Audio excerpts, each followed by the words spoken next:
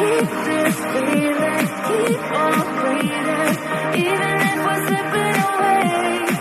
So I close program. This is why Freddy's in the clear for the remainder of the game, but the other animatronics are suddenly in Kill Gregory mode because once the show's done, Glitch Trap activates. It's funny, but in a poetic twist, the Glitch Trap virus caused Freddy to glitch, crashed him out of show mode, which in turn rendered Glitch Trap unable to corrupt his system. It's only after the corrupted parts of the other animatronics are added to Freddy that we finally see Glitch Trap able to get a stronger hold over his system. But let's go back to that allocation overload that prompted Freddy's crash in the first place. Normally, this is caused by a lack of CPU or RAM, but why would it crash inside of Freddy and not any of the other animatronics? What else could be taking up the valuable disk space inside of Freddy? Well, how about the soul of Michael Afton? Why else would Freddy suddenly not have enough resources when all the other animatronics work fine? It's because he has something inside of him that they don't. The spirit of someone else. A spirit that starts to show activity once he sees Gregory out in the audience. And while we're on the subject of dead kids, theory number 2, Gregory, everyone's favorite robot kid, was built using old parts of staff bots. I know the whole Gregory is a robot theory is already a bit controversial, but like it or not, robot kids have been an accepted thing inside this universe since Charlie had 4 versions of herself hidden behind closet doors in the initial novel trilogy. And where there's a robot kid, there also tends to be a box that they can pop out of. Again, case in point, Charlie. And wouldn't you know it, but the new Tales from the Pizzaplex book doubles down on both robot kids and boxes, with not just one story, but 2. In the second story, Lally's game, Selena's about to marry the love of her life, Cade. They move into a new house, and while unpacking, Selena sees an old trunk that belongs to Cade, a box that Cade insists is full of memorabilia. Surprise, surprise, it's not memorabilia at all, but rather yet another robot kid, Lally. Yeah, Lally is the robot child that's on the cover of this book, but that visual is actually misleading. Lally does have the childish facial features and is around 3 to 4 feet tall, but he isn't purple. Rather, he's meant to be white with black joints. Anyway, once again, we find ourselves with a robot child that's locked away inside of a box, one that is specifically mentioned to be related to the Pizzaplex. But it's another story, Frailty, where things get real interesting. In this one, we're given yet another robot girl, Jessica. But Jessica's built a little bit differently. Around her neck, she wears a heart-shaped pendant that has healing properties. When she shaves off parts of that pendant, she's able to heal sick people around her. As the pendant gets smaller and smaller, rusty, oily metal junk begins to mysteriously appear around her until, once the pendant's gone, Jessica just becomes a pile of scrap. If that story sounds vaguely familiar to you, it should, because the exact same thing happened in the second ever Fazbear Fright story, To Be Beautiful. In that one, a girl named Sarah finds Eleanor, Fazbear Frights' version of Baby, in a junkyard. As thanks for rescuing her, Eleanor grants Sarah a wish. Sarah wishes, as the title of the story suggests, to be beautiful. Each morning, Sarah wakes up to have yet another part of her fixed. The only stipulation is that Sarah keep wearing a mysterious pendant. In the end, Sarah takes off the pendant and collapses into a pile of rusted old garbage. She had been rebuilt piece by Eleanor, looking and acting like a human, but held together by a pendant made of remnant. Until the pendant came off, the illusion was broken, and she turned back into trash. Jessica, in this new book, appears to be yet another victim of Baby's scheme. However, there's more to Frailty than just human-looking metal, because I don't think Jessica is just made out of any old junk. I think she's made out of very special junk. At the very start of the story, we get this line, quote, Jessica pushed the wet mop across the hospital floor, to and fro, to and fro. She remembered that saying from somewhere before, she just didn't remember from where, something from the past. Now alone, this wouldn't amount to all that much, but this forgotten memory of pushing a mop to and fro is repeated 3 other times throughout the story. It's one of those weird details that goes completely unexplained, has no actual bearing on the plot, but feels important because it's repeated so many times and is so oddly specific. We do eventually learn that Jessica's aware of her current state as a heap of junk held together by a magic pendant, and that it's all tied to a decision that she made sometime in her past when she was a normal kid with a normal life, but this specific memory about a mop? Nothing. She has memories of her past, sure, but the compulsion to mop? Yeah, she has no idea where it's coming from, which is why I suspect it's not